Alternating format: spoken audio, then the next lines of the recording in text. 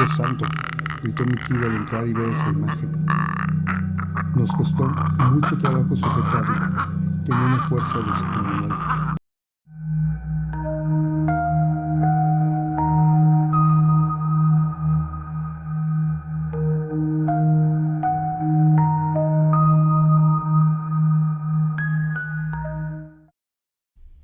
Nunca había sido testigo de algo paranormal y por lo mismo no creía que existiera. Tenía la creencia de que todo tiene una explicación científica. Lo creía hasta hace unos años. Crecí en una familia católica, sí, pero siempre vi la fe como una costumbre, no como una explicación real del mundo. Quizá por eso, cuando todo esto comenzó, fui el único que no entró en pánico, y por la misma razón, el único que aceptó quedarse con ella. Todo empezó en la casa de mi tía Marta, en el centro histórico de Querétaro. Antes de que yo me quedara a vivir ahí, la familia había notado cosas que no parecían normales. No solo cambios de humor o insomnio, sino actitudes que, según mi mamá y mis primos, parecían algo más. Miradas perdidas, rechazo repentino a objetos religiosos, palabras dichas en momentos que no recordaba después. De la nada gritaba. Decía que algo le quemaba y quedaba en una postura rígida y arqueada, con los dedos en garra hasta perder el conocimiento, y cuando reaccionaba no recordaba nada. Dice mi mamá que esto empezó después de que mi tía frecuentaba cierto grupo de gente, como una secta. Por eso acudieron desde el inicio con un sacerdote. El padre fue claro y muy firme. Antes de hablar de cualquier posesión, debía descartarse todo problema médico o psiquiátrico. Era el procedimiento, no había excepción. Así que la llevaron a estudios neurológicos, análisis clínicos completos y valoraciones psiquiátricas. Los resultados regresaron uno por uno y todos decían lo mismo. Mi tía estaba sana. No encontraron tumores, ni trastornos, ni cuadros psicóticos, nada. El sacerdote la visitó en su casa, fue testigo, pidió paciencia mientras evaluaba el caso y lo presentaba al obispo. Él decidía si autorizaban un ritual mayor. Mientras tanto, la familia debía observarla y no dejarla sola. Ahí entré yo. Yo acababa de egresar de la carrera, estaba buscando trabajo y tenía demasiado tiempo libre. Como además era el más escéptico, pensaron que mi presencia no se vería influenciada por el miedo o la sugestión, además de que nadie quería quedarse con ella. Mi tía tenía 52 años, era viuda y nunca tuvo hijos, vivía sola. Me quedé con ella unos días junto con otro primo que a último momento se arrepintió. Dijo que vivía a unas cuadras de ahí, así que si necesitaba algo, que mejor le llamara. Se disculpó y se fue.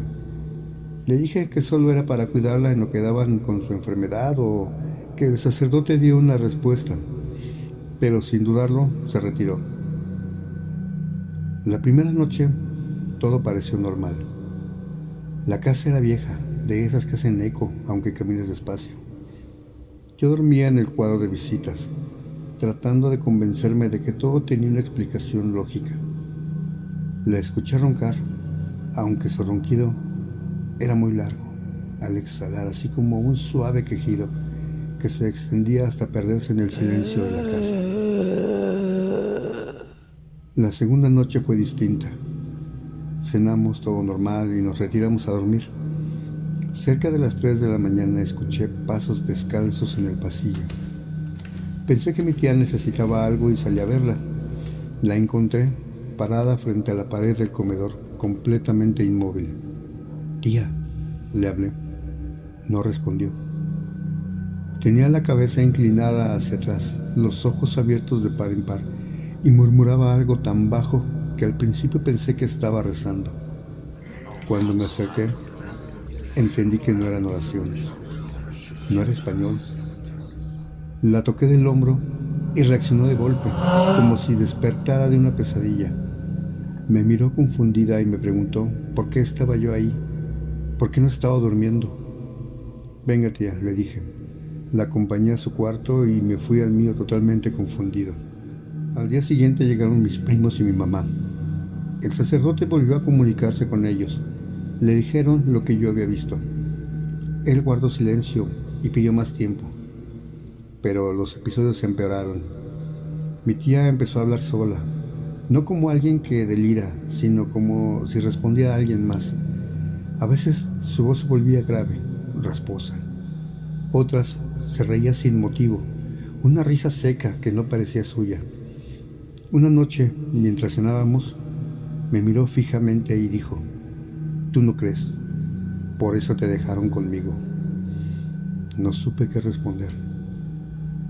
Seguía diciéndome que todo tenía una explicación racional, hasta que la siguiente noche ocurrió algo que ya no pude justificar.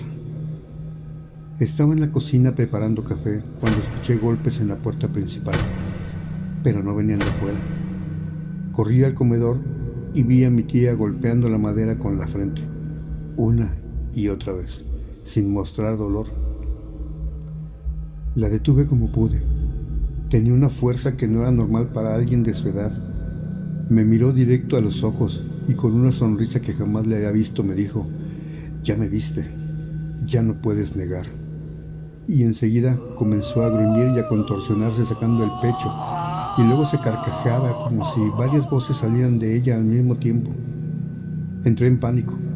Llamé a mi mamá y le conté. Llamé a mi primo también. Media hora después llegó con mi tío para ayudarme a sujetar a mi tía y poder amarrarla a la cama, porque se lesionaba con todo.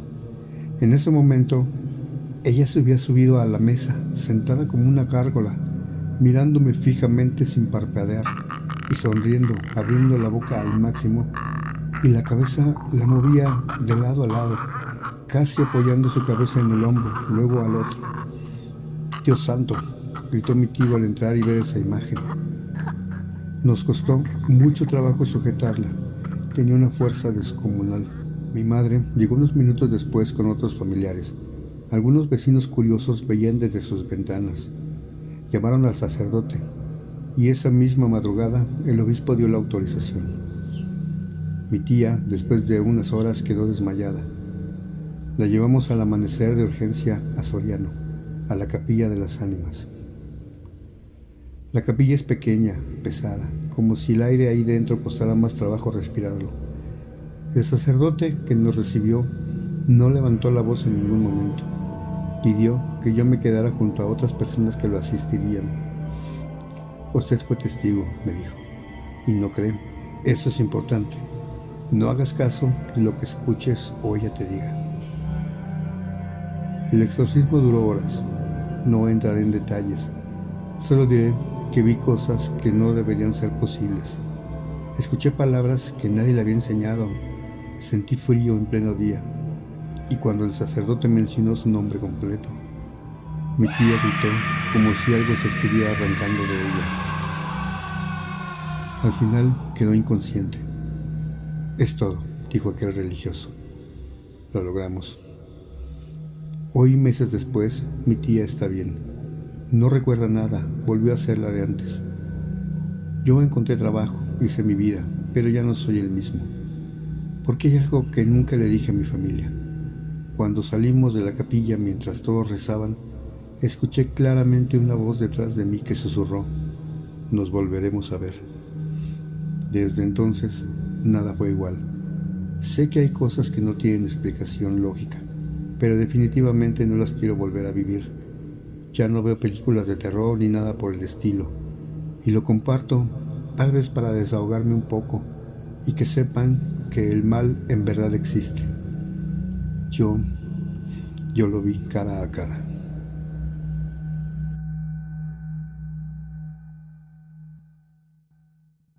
La Cámara de los Misterios. Donde el mito se encuentra con la historia, y la verdad se revela en la oscuridad. En el corazón del estado de Querétaro, hay un pequeño poblado llamado Soriano, en el municipio de Colón. Allí, junto a la majestuosa Basílica de Nuestra Señora de los Dolores, se levanta una construcción discreta y silenciosa, pero envuelta en uno de los halos de misterio más intensos de la región.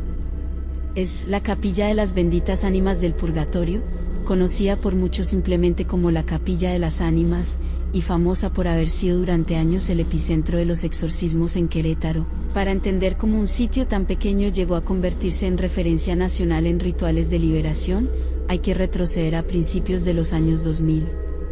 En esa época, la diócesis de Querétaro comenzó a recibir un número inusual de denuncias de supuestos casos de posesión demoníaca. Entre reportes de brujería, juegos espiritistas mal terminados y crisis emocionales interpretadas como ataques demoníacos, las autoridades eclesiásticas decidieron crear un ministerio del exorcismo formal. Y con ello surgió la necesidad de un espacio dedicado exclusivamente a estos rituales. Así nació la Capilla de las Ánimas. Fue consagrada oficialmente en febrero de 2010 por el obispo Mario de Gasperín Gasperín. Lejos de ser un templo ornamentado o llamativo, su arquitectura es sencilla, casi austera, con influencia otomí y vitrales donde se representan escenas del purgatorio. En su interior no hay más que una cruz, algunas bancas y figuras de arcángeles. Todo pensado para la contención espiritual y, según la Iglesia, para enfrentar el mal. Durante varios años, la capilla fue escenario de rituales de exorcismo realizados con el rito antiguo en latín, un protocolo estricto que solo puede ejecutar un sacerdote autorizado. Antes del ritual, cada caso debía pasar por un proceso de discernimiento, entrevistas, revisiones médicas, e incluso estudios psicológicos para descartar trastornos mentales. Las autoridades siempre han insistido en algo: solo una mínima parte de las personas que buscan un exorcismo realmente presentan signos compatibles con una posesión, según su criterio pastoral. La cifra ronda apenas el 5%. Aún así, hubo un momento en que en Querétaro se llevaban a cabo hasta 20 exorcismos por semana en toda la diócesis. Y aunque no todos sucedían en la capilla, su reputación se volvió rápidamente conocida. La gente llegaba desde otras ciudades, algunos buscando ayuda, otros solo movidos por morbo o miedo. La capilla se convirtió entonces en un punto de interés peculiar, mitad refugio espiritual, mitad mito popular. Muchos visitantes describen el lugar como profundamente silencioso, incluso inquietante. Otros lo consideran un espacio de paz, y no faltan los testimonios más dramáticos, quienes aseguran haber escuchado gritos a la distancia, haber visto comportamientos extraños o haber sentido una presencia en el interior. Aunque, claro, estas experiencias pertenecen más al terreno de lo subjetivo y de lo narrado que al de lo verificable. Con el tiempo, la diócesis decidió mover los rituales de exorcismo a otros templos. Hoy, aunque la capilla sigue allí y puede visitarse, ya no es el lugar donde se realizan estos ritos de manera habitual. Sin embargo, la reputación permanece. Para muchos queretanos, hablar de la Capilla de las Ánimas es hablar de un lugar donde la fe, el miedo y la tradición se encuentran. Un sitio donde se libraron, según los creyentes, auténticas batallas espirituales, y donde, según otros, se mezclaron el poder de la sugestión, la psicología humana y el peso de las creencias. Sea cual sea la interpretación, lo cierto es que la Capilla de las Ánimas forma parte de la historia reciente de Querétaro como un espacio único, construido en tiempos modernos, pero cargado de un simbolismo tan antiguo como la idea misma del bien y del mal. Un lugar que invita a mirar más allá de lo visible, y a preguntarnos por qué, incluso hoy, seguimos buscando respuestas en el misterio.